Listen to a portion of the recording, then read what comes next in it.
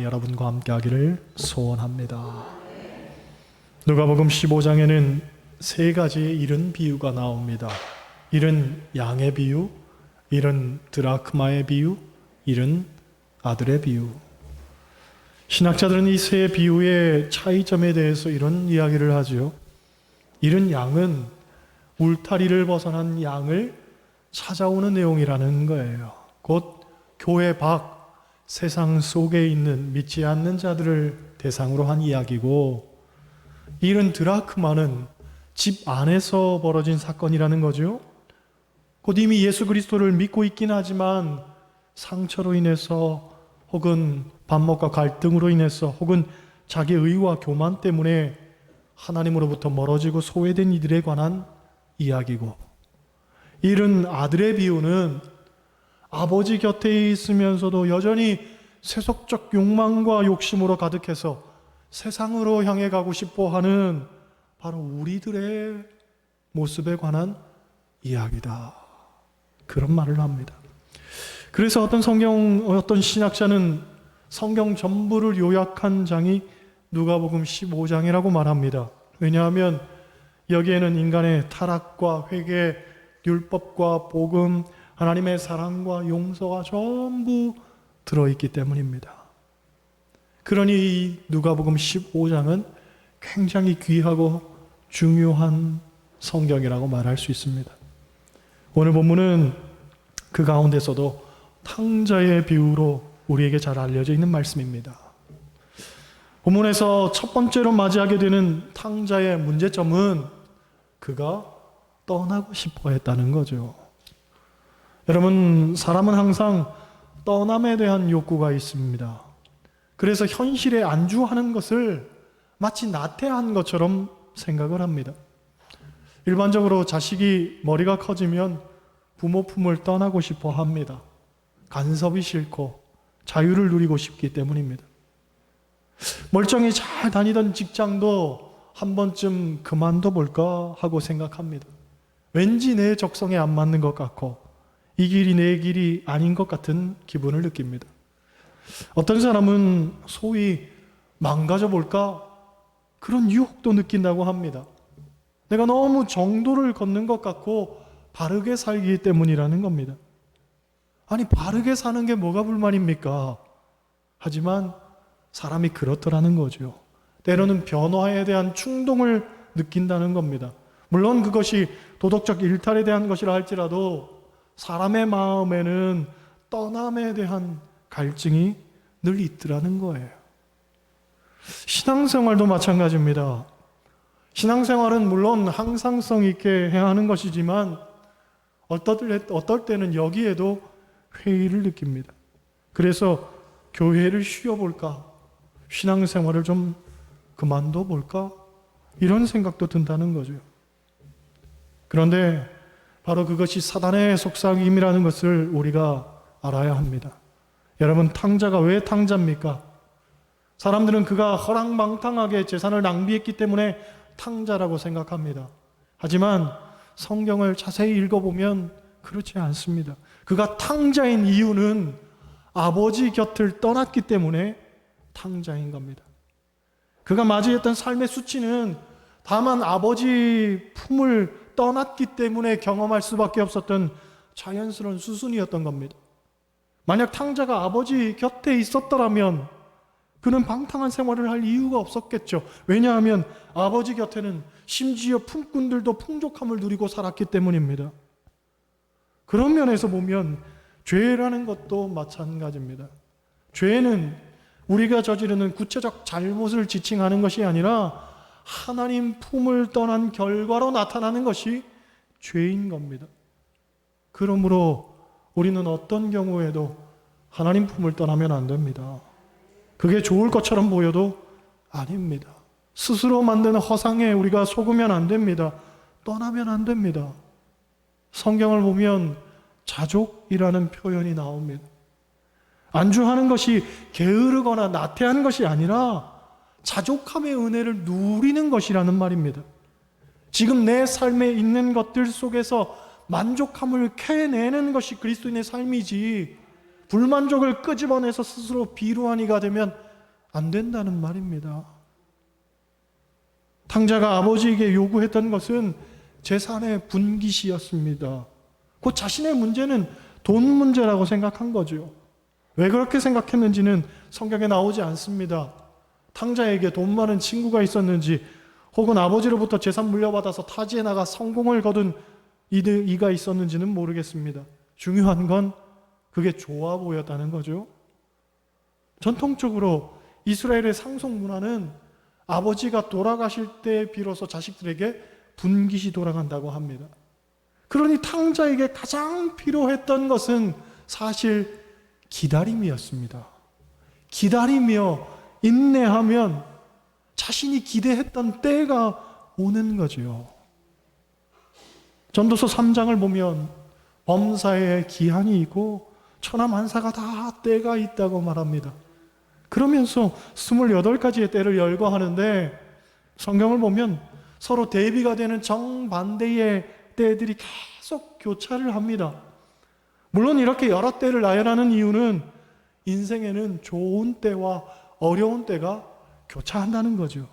그걸 강조하기 위해서 그렇습니다. 좋을 때만 있는 사람도 없고 또 어려운 때만 있는 사람도 없다는 거예요. 하나님 믿는 사람이라 할지라도 늘 순풍만 있는 건 아니고 폭풍의 때, 풍랑의 때, 그때를 우리도 살 때가 있습니다.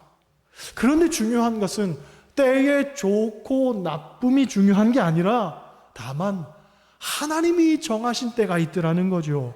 그래서 하나님의 때를 믿고 잠잠히 기다릴 줄 아는 지혜가 사람에게는 필요하다는 겁니다. 사실 기다린다는 것은 믿음의 또 다른 표현입니다. 하나님을 믿지 못한다면 어떻게 기다릴 수 있겠습니까? 믿음이 없다면 그만두든지 포기하든지 아니면 뒤엎든지 하게 되겠죠. 곧 기다림도 믿음이 있어야만 가능한 일이라는 말입니다. 창세기를 보면 아브라함에 관한 이야기가 나옵니다. 하나님께서 아브라함에게 약속하시기를 내가 내 자손이 땅에 티끌 같게 하리니 사람이 땅에 티끌을 셀 수 있을진데 내 자손도 세리라 하고 자손에 대한 축복을 하십니다. 그때 아브라함의 나이가 75세였습니다. 그때도 적지 않은 나이였지만 아무리 기다리고 또 기다려도 자식에 대한 소식이 없는 겁니다. 나이는 들어가는데 하나님의 약속은 이루어지지 않고 그러니 안타깝게도 자식에 대한 소망을 내려놓고 자기의 상속자로 다메섹 사람 엘리에셀을 세웁니다. 그런데 하나님께서 아브라함에게 말씀하시기를 그 사람은 내 상속자가 아니라 내 몸에서 날 자가 내 상속자가 되리라 하시면서 하늘의 별을 다 셀 수 없듯이 내 자손도 이렇게 되리라 하고 축복하시는 겁니다. 그런데 그렇게 하나님이 축복하셨는데도 시간이 한참 지나도록 자식에 대한 소식이 여전히 없는 겁니다. 때문에 더 이상 참지를 못하고 사레의 여종이었던 이방 여자 하갈을 통해서 이스마엘을 낳게 됩니다. 그때가 하나님의 약속을 받은 지 11년이 지난 86세였습니다. 아브라함의 나이가. 그런데 하나님께서 여전히 이스마엘도 내 상속자가 아니라고 말씀하는 거죠. 분명히 사례를 통해서 얻어질 아들이 상속자가 될 것이다 라고 하셨는데 그 후로 아브라함이 얼마를 더 기다려야 했냐면 무려 14년을 더 기다려야 했습니다. 총 25년을 기다린 거죠. 하나님이 축복하셨는데도 몇 년을 기다린 거예요. 25년을 기다린 겁니다. 얼마나 긴 시간입니까? 그 긴 시간이 아브라함에게는 얼마나 힘들었겠습니까? 그 시간 동안 얼마나 초조하게 기다려야만 했겠습니까? 그러나 내 방법, 내 생각으로 얻어진 아들은 결국 근심이 되죠. 창세기 21장 11절을 보면 아브라함이 그의 아들로 말미암아 그 일이 매우 근심이 되었다라고 이야기하는데 그때 아들이 이스마엘입니다. 이스마엘. 하나님의 때를 기다리지 못하고 내 생각, 내 방법으로 얻어진 결과는 근심이었다는 말입니다. 반면에 하나님의 때를 기다려서 얻었던 아들 이삭, 이삭이란 이름의 뜻은 웃음입니다. 웃음. 믿음으로 기다렸더니 웃음을 낳게 되더라 하는 거죠. 여러분, 우리의 삶에도 하나님의 때가 있는 줄 믿습니다. 그때를 기다리는 것이 믿음이고, 그때는 반드시 우리에게 가장 합당하고 가장 좋은 때가 되는 줄 믿습니다. 비록 더디 오는 것 같아도 기다려야 되는 거예요. 그래야 우리의 삶에 웃음이 생기는 거예요. 내 방법, 내 생각으로 쟁취하면 빨리 되는 것 같고 빨리 성공하는 것 같지만 그렇지 않습니다. 오히려 근심이 되고 슬픔이 되는 겁니다. 탕자의 불행이 바로 거기에 기인하는 거지요. 기다리지 못하고 조급했다는 것, 인내하지 못하고 내 생각을 실행에 옮겼다는 것, 바로 그겁니다. 내 방법, 내 수단이 빠를 것 같고 좋을 것 같아도 아닙니다. 인생은 얄팍한 꼼수로 승리하는 게 아닙니다. 프랑스에서 이런 일이 있었습니다. 1965년 앙드레 라페리라고 하는 변호사가 장 칼멘이라는 할머니의 아파트를 사기로 계약을 했습니다. 계약 조건은 매달 아파트 값으로 $500, 우리 돈으로 약 60만 원씩 주기로 한 겁니다. 당시 할머니 나이가 90살이었기 때문에 할머니가 돌아가실 때까지 실질적으로 매달 생활비를 대주는 조건이었습니다. 사실 변호사가 생각하기를 90살 할머니가 살아봐야 얼마나 살겠는가. 그러니 몇 년 생활비 대주다 보면 돌아가실 것이고, 자기는 싼 값의 아파트를 거저가질 요량으로 꼼수를 부린 거죠. 그런데 할머니가 몇 살까지 사셨냐면 122세까지 살았습니다. 32년을 더 살았습니다. 반면에 변호사는 할머니보다 2년 먼저 죽었습니다. 그래서 나중에 변호사 자식들이 할머니에게 매달 아파트 값을 주어야 하느냐 말아야 하느냐로 이게 소송이 걸려가지고 이 이야기가 세상에 알려진 거죠. 결과적으로 자식들도 할머니에게 아파트 값을 지불하게 되었고, 그래서 원래 집의 가격보다 훨씬 비싼 가격을 지불하고, 그것도 변호사는 그 아파트에서 살아보지도 못하고 꼼수 부리다가 결국 손해를 보게 된 겁니다. 그런 거죠. 여러분, 내 계산이, 내 계획이 좋아 보여도 아닙니다. 그렇죠? 그리스도인은 정직하게, 그리고 하나님께 맡기고 살아야 됩니다. 우리는 항상 나의 때가 아닌 하나님의 때를 기다려야 할 줄 알아야 합니다. 그러므로 참아야 합니다. 기다려야 합니다. 아무리 힘든 시기를 지나고 있어도 하나님의 때는 반드시 올 줄 믿습니다. 할렐루야. 15절, 16절 보세요. 15절, 16절 같이 읽습니다. 가서 그 나라 백성 중 한 사람에게 붙여 사니 그가 그를 들러 보내어 돼지를 치게 하였는데 그가 돼지 먹는 쥐염 열매로 배를 채우고자 하되 주는 자가 없는지라. 할렐루야. 여기서 붙여 산다는 말은 종이 되었다는 팔레스타인의 관용적 표현이라고 합니다. 게다가 종이 되어서 한 일은 들에서 돼지를 치게 되었는데, 우리가 알듯이 성경에서 돼지는 부정한 동물의 상징입니다.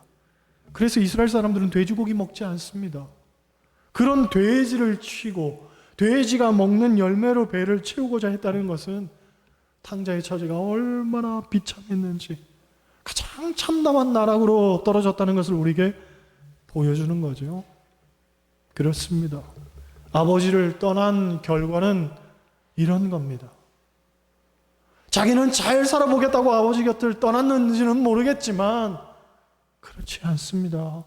하나님 없이 사는 인생에게 찾아오는 것은 수치와 부끄러움 뿐입니다. 종교개혁자 루터는 이런 말을 하지요. 인생은 두 주인 사이에 중립은 없다. 하나님의 자녀냐 아니면 또 다른 주인, 그 주인은 세상과 돈과 사단의 노예냐. 우리가 분명히 새겨들어야 하는 말씀입니다. 하나님의 자녀냐 아니면 사단의 노예냐. 실로 인생은 두 주인 사이에 중립은 없습니다. 이쪽이냐 아니면 저쪽이냐 하는 선택일 뿐입니다. 이것을 더욱 명확하고 분명하게 우리에게 말해주는 성경 구절이 있습니다. 누가복음 11장 23절을 보면 이런 말씀이 나오죠. 나와 함께 하지 않는 자는 나를 반대하는 자요, 나와 함께 모으지 아니하는 자는 나를 해치는 자니라. 곧 우리가 적극적으로 하나님 편에 서 있으려 노력하는 것이 아니라면 결국은 하나님을 반대하는 편에 서게 된다는 거예요. 그러므로 어떤 변명이나 항변도 소용없습니다. 우리에게 필요한 것은 다만 아버지 편에, 그리고 아버지 품에 있어야 된다는 거예요. 17절 보세요. 17절 같이 읽습니다. 이에 스스로 돌이켜 이르되 내 아버지에게는 양식이 풍족한 품꾼이 얼마나 많은가. 나는 여기서 주려 죽는구나. 신학자들은 오늘 본문에서 가장 중요한 구절로 바로 이 17절을 꼽습니다. 왜냐하면 회개의 고백이 나오는 구절이기 때문입니다. 여러분, 구원은 물론 값없이 주시는 하나님의 은혜의 선물입니다. 그런데 그 은혜는 결국 회개하는 자에게 주시는 은총입니다. 때문에 스스로 돌이키는 이 회개가 구원받는 그리스도인의 시작점이 되는 겁니다. 성경을 보면 십자가에 달린 강도도 주님을 보고 당신이 있는 곳에 나도 있기를 원합니다 하고 고백할 때 구원이 임했습니다. 요나도 하나님 낯을 피해서 도망쳤지만 이 큰 폭풍을 만난 것이 바로 나 때문인 줄을 내가 아노라 하고 돌이켰더니 결국 하나님 쓰시는 사명자가 된 겁니다. 여러분, 기독교의 최대의 메시지는 회개입니다. 기독교의 진리는 죄인들이 회개하여 주님을 만나 구원받는 것입니다. 회개란 말은 헬라어로 메타노이아라고 합니다. 메타란 말은 바꾼다는 뜻이고 노이아라는 말은 생각, 방향이란 뜻입니다. 그러니까 회개라는 것은 생각을 바꾼다, 방향을 바꾼다 하는 그런 뜻입니다. 탕자는 생각을 바꾸고 방향을 바꿨습니다. 곧 아버지 집으로 가야겠다고 결심했습니다. 성경학자들은 말하기를 탕자가 다 잘못했지만 그래도 잘한 것 하나는 아버지 집을 생각했다는 바로 그것이다 라고 말합니다. 여러분, 떠난다고 능사가 아닙니다. 아버지를 벗어나는 것에 자유함이 있는 것도 아닙니다. 내 맘대로 살면 잘 살 것 같습니까? 더 큰 행복을 누릴 것 같습니까? 내 뜻대로 계획하면 문제가 해결될 것 같습니까?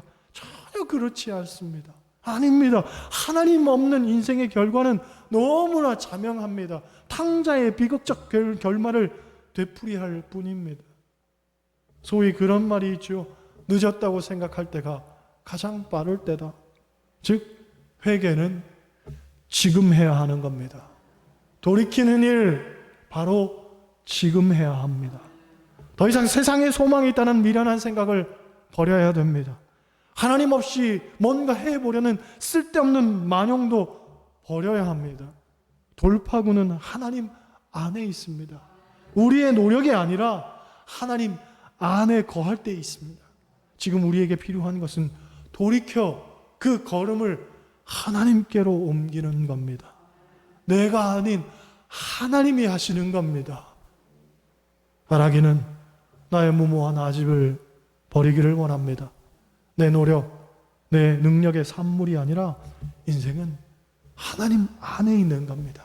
하나님 손에 있는 겁니다. 그러므로 오직 하나님께 내 삶을 내어드리고 하나님만 붙들고 사는 여러분 되시기를 주님의 이름으로 간절히 축원합니다.